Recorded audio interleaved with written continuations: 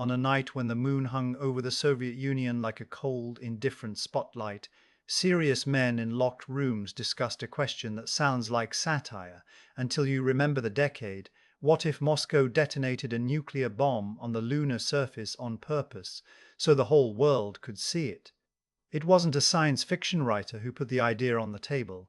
It came from the heart of the Soviet nuclear establishment, from a man whose name was rarely printed, whose movements were controlled, and whose work had already changed the balance of power on Earth. In 1958, Yakov Borisovich Zeldovich, one of the most classified academics in the USSR, proposed that the Soviet Union send a nuclear charge to the moon and explode it, not to mine it, not to test some obscure physics in a crater, to make a point, a flash in the sky, as a geopolitical message, bright enough that every space observatory with its gaze trained on the moon would be able to register it. A demonstration of reach, of precision, of audacity, space, military superiority, rendered as a single pulse of light and radiation on the ancient dust. To understand how such a proposal could be voiced without laughter, you have to step back into the late 1950s, into a world where the future arrived as a siren. The Cold War was not just a rivalry of ideologies, it was a competition of credibility. Each side lived with the fear that the other might find a shortcut to dominance and advantage so decisive it would make resistance pointless. That fear drove budgets, shaped propaganda, and pushed brilliant people toward ideas that, in calmer years, would have been dismissed as grotesque. The Soviet Union had emerged from World War II battered and triumphant, its western territories scorched, its cities rebuilt with cement and grief, its leadership convinced that survival required strength no one could challenge. The United States had ended the war with atomic bombs over Hiroshima and Nagasaki, and that fact alone set the terms of the post-war world. Stalin's USSR could not afford to be second in nuclear weapons. The Soviet bomb program became a state within the state-secret towns, special trains, armed guards, laboratories hidden behind forests and fences. Among these closed places, Sarov, known in the Soviet system by code names and postal boxes, became one of the most important. It was there, under tight security, that Zeldovich was kept for nearly 20 years. Not because he was a prisoner in the usual sense, but because he knew too much, and because the state believed his mind was too valuable and too dangerous to be left unguarded. Zeldovich's life itself was a kind of Soviet parable, the brilliant outsider made indispensable by a system that distrusted everyone. He didn't even have a university diploma, a detail later repeated with a kind of astonishment by Stephen Hawking when he cited him. In a country that worshipped formal credentials, Zeldovich's rise was powered by raw competence and the urgent needs of a state racing toward catastrophe. At 22, he defended a dissertation for the Candidate of Sciences degree. At 25, he became a Doctor of Sciences degree. At 25, he became a Doctor of Sciences. At 29, he received the first of 4 Stalin Prizes. These were not ceremonial baubles. In Stalin's USSR, awards were political signals, proof that a person was not only useful, but also, at least for the moment, trusted. His passions were explosions and combustion fields that sound abstract until you remember what the Soviet state was building. The physics of how energy releases, how shock waves propagate, how heat and pressure transform matter in microseconds. This was not academic curiosity in a world of bombs. Zeldovich's expertise made him a natural fit for the most terrifying engineering project of the 20th century. Alongside the physicist Yuli Khariton, he was among those who, long before the public understood what nuclear weapons were, explored the theoretical foundations of such devices back in the 1930s, when almost no one in official circles cared. A decade later, the world would care very much, and the Soviet Union would build. By the 1950s, Zeldovich was a co-author of the RDS-6s, a transportable hydrogen bomb whose yield exceeded that of a nuclear bomb by 20 times. The language of yield can numb the mind. It turns unimaginable destruction into a statistic. But those numbers were the currency of deterrence. Bigger yields meant fewer planes, fewer bombs, fewer chances for failure. They also meant a terrifying confidence that a state could unleash a force once attributed to the sun, and do so from devices that could be moved, deployed, and used.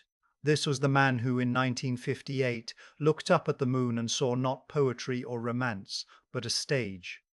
The timing matters. In October 1957, the Soviet Union had launched Sputnik 1, the first artificial satellite, and the sound of its radio, beeps, simple, repetitive, undeniable, echoed far beyond the technical world. Sputnik did not just orbit Earth, it orbited American politics, American pride, and American fear. It suggested that Soviet rockets could throw objects into space, and if they could throw a satellite over the United States, they could throw something else. The psychological shock in the West was immediate. Newspapers used the language of surprise and humiliation. Politicians spoke of a missile gap.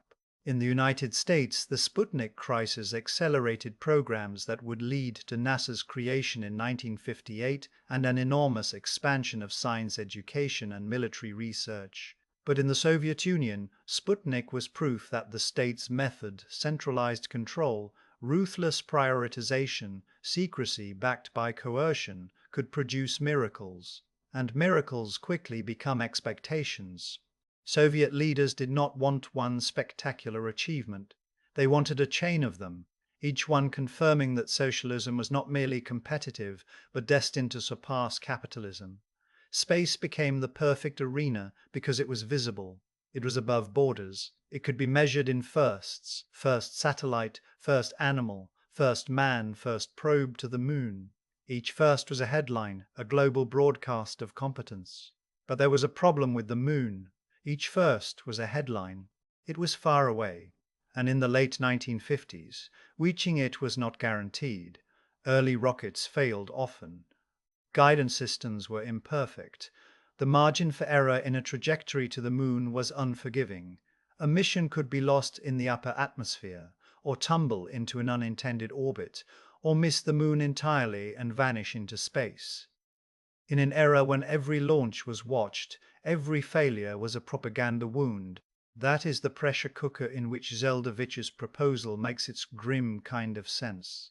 If you could not guarantee a soft landing, if you could not guarantee a complex scientific payload would function, perhaps you could guarantee something simpler and more dramatic: an explosion. A nuclear detonation does not require delicate instruments to be meaningful. It is its own signal. If it happened on the moon, the whole world would know the Soviet Union had the rocket power to get there and the willingness to weaponize space. It would be a message not just to scientists, but to generals and presidents.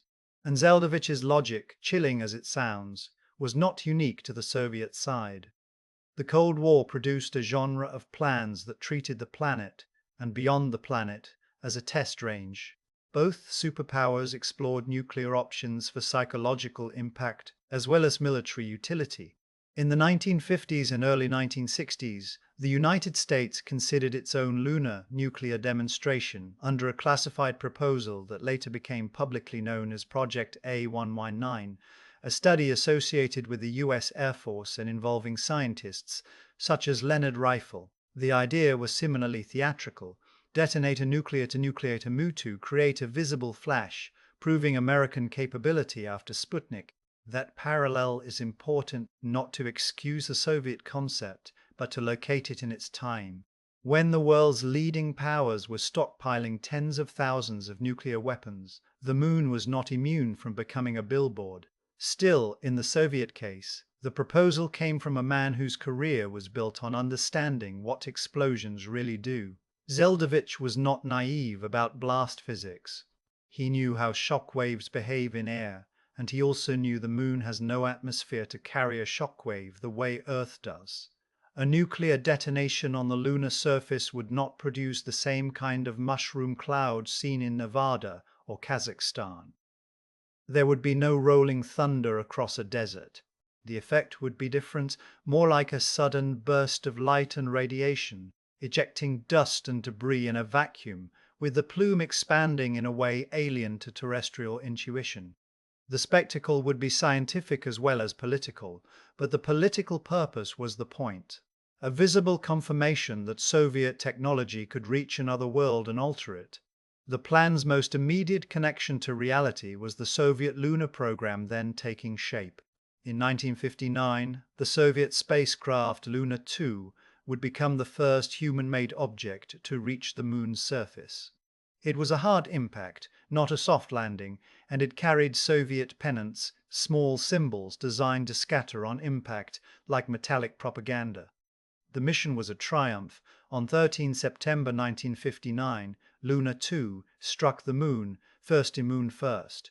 For a state that measured prestige in first, this mattered enormously. The USSR had reached the moon first. For a state that measured, it was broadcast as proof that Soviet science was leading humanity into the cosmos. But a year earlier, in 1958, that success was not yet guaranteed. The Soviet leadership and the engineers under Sergei Korolev, the chief designer, whose identity was itself a state secret until after his death, were pushing hardware to its limits. Each launch was a gamble between glory and failure. A nuclear payload, in that context, was both a shortcut to a dramatic outcome and a risk of unprecedented scale. Because the nightmare scenario was not that the bomb would detonate on the moon. The nightmare scenario was that it would not reach the moon at all. In the late 1950s, reliability was not a comforting statistic, it was a looming uncertainty.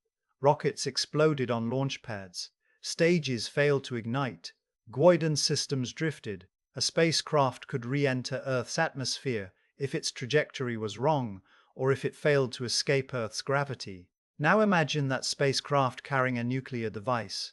Imagine the political and environmental consequences if it fell back to Earth, intact or partially intact, scattering radioactive material. Imagine the propaganda disaster if the Soviet Union attempted a lunar nuclear stunt and instead contaminated its own territory, or worse, another country's. The Cold War was already a contest fought through accusations and moral positioning. A failed nuclear mission could hand the United States a weapon more powerful than any missile, a narrative of Soviet recklessness endangering the entire planet. This risk, documented as a key reason the plan was not pursued, was not theoretical. The Soviet Union had already experienced the costs of secrecy and haste in its nuclear industrial complex. The 1957 Kyshtym disaster at the Mayak facility, for example, released massive radioactive contamination after a waste storage explosion, creating what later became known as the East Ural radioactive trace. The Soviet state concealed it for decades. People were evacuated, villages erased from maps, and the public was told nothing. The system could hide a catastrophe inside its borders, but it could not hide a nuclear accident in space. The sky is the ultimate public space. A botched lunar nuclear mission would be watched by foreign radar, tracked by telescopes, and dissected by intelligence agencies. And there was another layer of danger: military escalation. A nuclear device launched toward the moon could be misinterpreted. In an age of hair-trigger alerts and imperfect early warning, a rocket carrying a nuclear charge might look like the opening move of an attack.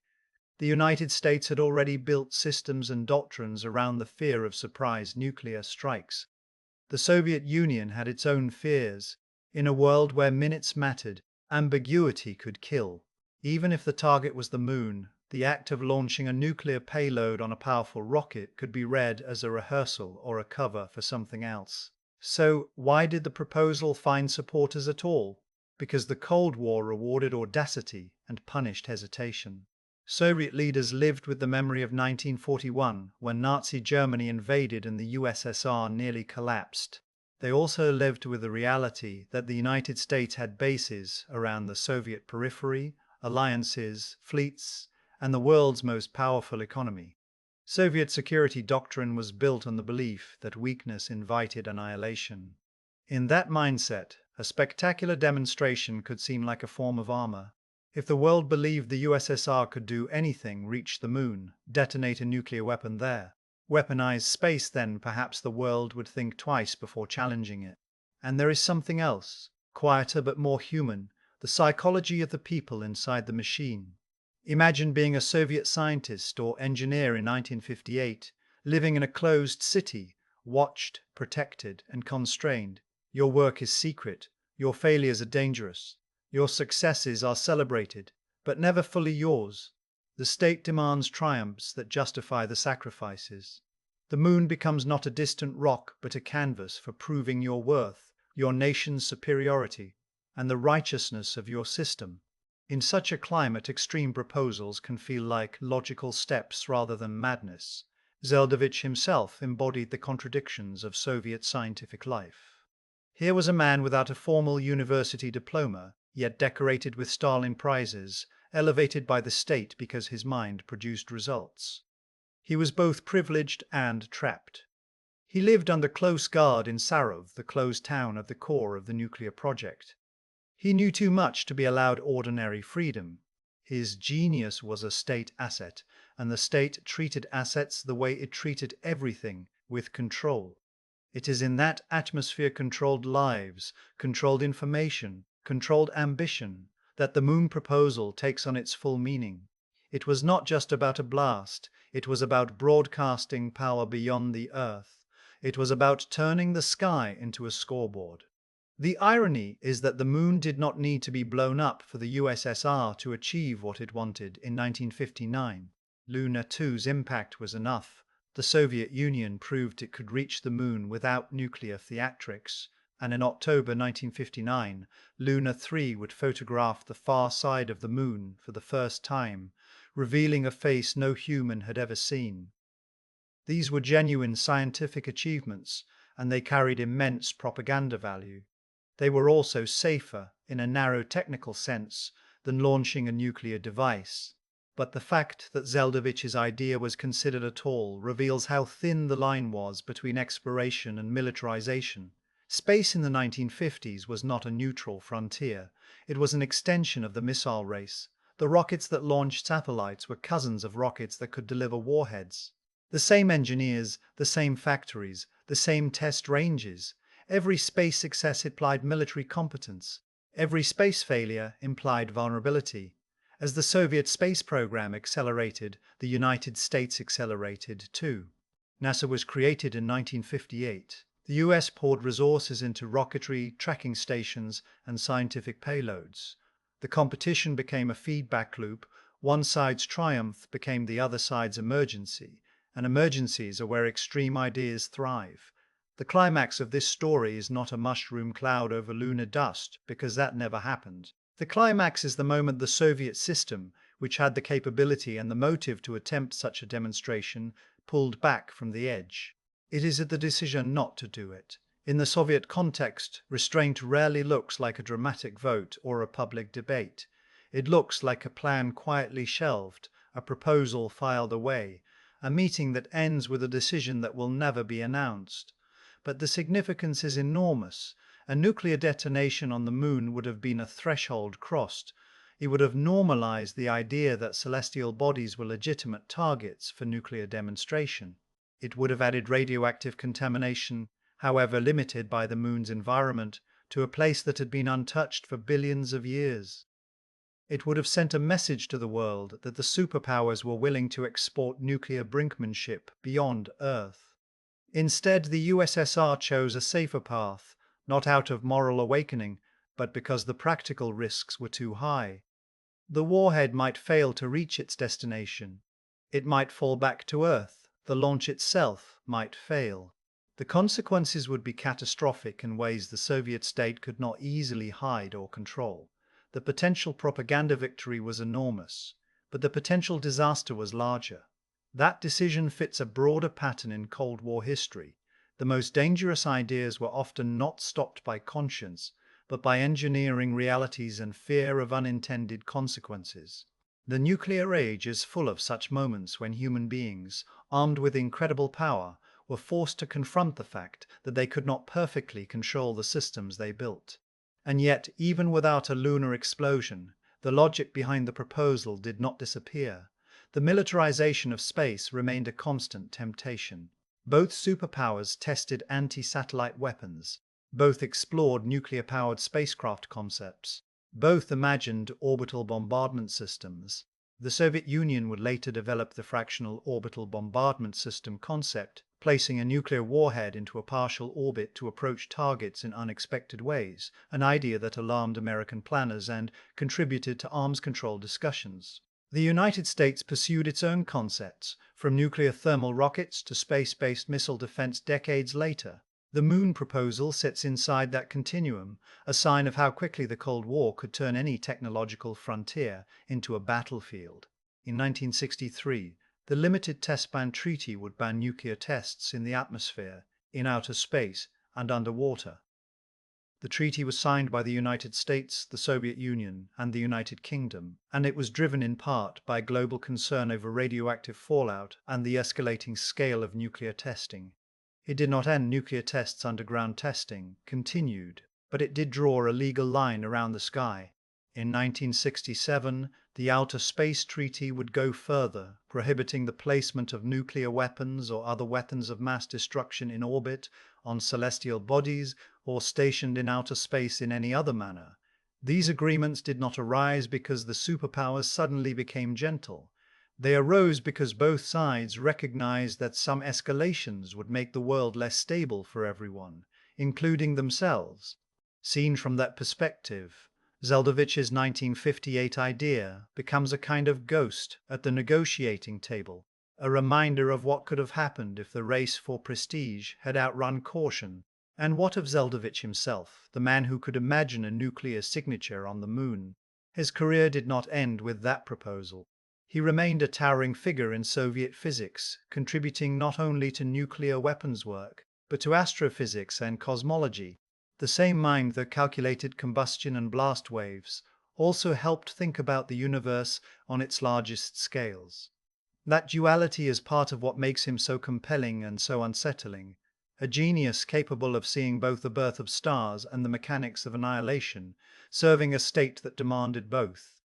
There is a bitter irony in the detail that he lacked a university diploma, in another country, in another era. He might have been a professor with a life of open publication and international conferences. In the USSR of the Cold War, he became something else, a guarded asset in a closed town, a man whose brilliance was harnessed to the most secretive and destructive projects of his time. His proposal to detonate a nuclear charge on the moon was not a random madness. It was a product of his environment, of the incentives around him, of a system that measured genius by its usefulness to state power. The Soviet Union's lunar achievements continued without that nuclear spectacle. Luna 2's impact in 1959 was followed by more missions, culminating in soft landings and robotic rovers in the 1960s and 1970s. The USSR would achieve the first soft landing on the moon with Luna 9 in 1966, and the first robotic rover, Lunokhod 1, would roam the lunar surface in 1970. These were extraordinary technical feats, patient, incremental, scientific. They were also, in their own way, propaganda victories. They showed the world Soviet engineering could do more than explode. It could explore. But the larger Cold War story did not reward patience forever. The United States would land Apollo 11 on the moon in July 1969, and the image of astronauts walking on the lunar surface became one of the defining symbols of the century. The Soviet Union, despite early leads with lunar probes, did not land cosmonauts there. Its N-1 rocket program suffered catastrophic failures, and after multiple launch disasters between 1969 and 1972, the Soviet manned lunar effort effectively ended. The moon, which had once looked like the perfect stage for Soviet supremacy, became instead a reminder that even a superpower could be outpaced, that prestige could shift, that the future could be claimed by the side that mastered not just raw power, but reliability. That is one of the most striking contrasts in this story, what the Soviet Union thought a lunar nuclear blast might achieve versus what actually proved decisive. A nuclear detonation would have been a moment and instant of light, a headline, a shock. But the long-term victory in the space race was earned through sustained, complex capability, heavy-lift rockets that worked, life support systems, navigation, training, and the political will to spend staggering sums year after year. The moon was not conquered by a single explosion. It was reached by logistics, redundancy, and persistence. And yet, the temptation to win with a single dramatic gesture never fully disappears from human affairs. That's why Zeldovich's 1958 proposal still grips the imagination. It is the ultimate shortcut fantasy, one act so spectacular it would settle the argument forever. The Cold War produced many such fantasies, from doomsday devices to schemes for reshaping weather and terrain. They were born from the same fear that time was running out, that the other side might be about to win, that only an unprecedented move could restore balance. The resolution of this particular story is, in a strange way, a relief. The moon was not nuked, the proposal was not carried out, the risks were judged too high. The world moved, haltingly, toward treaties that tried to keep nuclear weapons out of space. The lunar surface remained scarred only by meteor impacts and the craters of ancient violence, not by the signature of human nuclear war. But the aftermath is not a simple moral. The fact that it was even proposed and that it had supporters should unsettle anyone who thinks history naturally bends toward wisdom. It doesn't. The Cold War's most dangerous ideas were often stopped not by enlightenment but by fear of accidents, by technical limits, by the cold calculation that disaster might rebound on the one who caused it. And that brings us to the final uncomfortable reflection. The moon, for most of human history, was a symbol of distance and permanence. Kings rose and fell beneath it. Empires expanded and collapsed. The moon remained unchanged in the sky, a constant witness. In the 20th century, that changed not because the moon itself changed, but because human beings gained the ability to reach it, to touch it, to mark it, and, in theory, to scar it with the same weapons that haunted their own planet. When Zeldovich suggested a nuclear blast on the moon in 1958, he was revealing something fundamental about his era, that the Cold War had compressed imagination into a single question. How do we prove we are stronger than the other side, and that even the heavens could be drafted into that argument? The moon was nearly turned into a billboard for earthly rivalry. Today, as new powers enter space, as satellites become infrastructure, as militaries once again speak openly about space as a domain of conflict, the old Cold War logic can feel uncomfortably familiar. The technology is different, the rhetoric is updated, but the temptation remains to seek dominance through spectacle, to treat the frontier as a stage for intimidation, to believe that one dramatic act can secure safety. The moon is still up there, silent, cratered, and in the fact that it survived the 20th century without a nuclear scar is not proof that humanity is wise. It is proof that, at least once, fear of consequences outweighed hunger for spectacle. And in the nuclear age, sometimes that thin, pragmatic restraint is the only thing standing between a nightmare that stays on paper and one that lights up the sky.